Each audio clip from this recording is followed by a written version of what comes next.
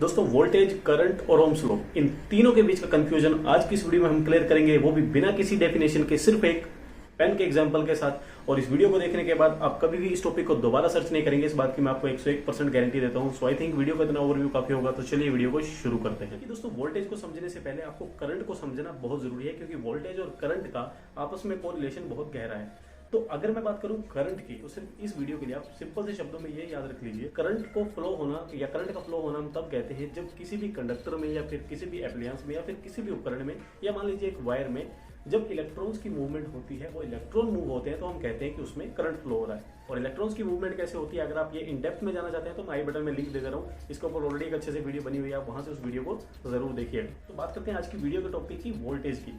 देखिए मान लीजिए मेरे पास ये एक पेन है, ठीक है। अब ये मान लीजिए ये जो पेन है ये इस टेबल पे इस एंड पे पड़ा हुआ है और मुझे इस पेन को टेबल के इस एंड से टेबल के इस एंड तक पहुंचाना है।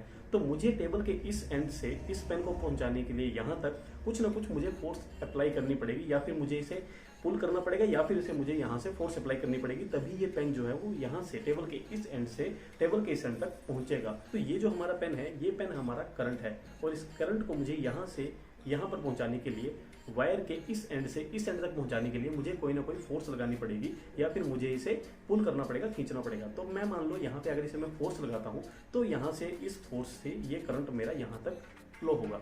तो ये जो फोर्स है, जो मुझे वायर के एक एंड से दूसरे एंड तक पहुंचाने के लिए जो मुझे फोर्स लगी, उस फोर्स को वोल्टेज कहा जाता है। तो वोल्टेज वो प्रेशर होता है जो किसी भी कंडक्टर में या फिर किसी भी वायर में या फिर किसी भी एप्लायंस में लगता है, उसमें करंट को फ्लो करवाने के लिए। ये जो पेन है या फिर ये जो करंट है, इसको मैं जितना कम फोर्स लगाऊंगा या फिर जितना मैं इसे धीरे मूव करूंगा, ये जो मेरा पेन है ये उतना धीरे मूव करेगा, यानी कि जो करंट है उतना ही स्लोली मेरा करंट उस वायर में मूव करेगा। लेकिन अगर मैं पेन को टेबल के इस एंड से इस एंड तक पहुंचाने के लिए बहुत तेज फोर्स लगाता हूं, तो पेन मेरा यहाँ पे जल्दी पहुंच जाएगा, जो इसकी मूवमेंट है वो बहुत ज़्यादा तेज हो जाएगी। तो अगर मेरी इस करंट पे वोल्टेज कम होगी तो मेरा जो करंट है वो कम फ्लो करेगा। लेकिन अगर मेरी इस पेन पे इस करंट पे वोल्टेज ज़्यादा होगी तो मेरा पेन जो है वो फास्ट मूव करेगा, यानी कि उसमें करंट की जो क्वांटिटी होगी वो ज़्यादा मूव करेगी। और इसी को ओम्स लॉ कहा जाता है, जिसका मैथमेटिकल एक्सप्रेशन होता है V is directly proportional to I। इसका मतलब है कि current flowing through a conductor, यानी कि करंट जो कि एक कंडक्टर से फ्लो कर रहा है,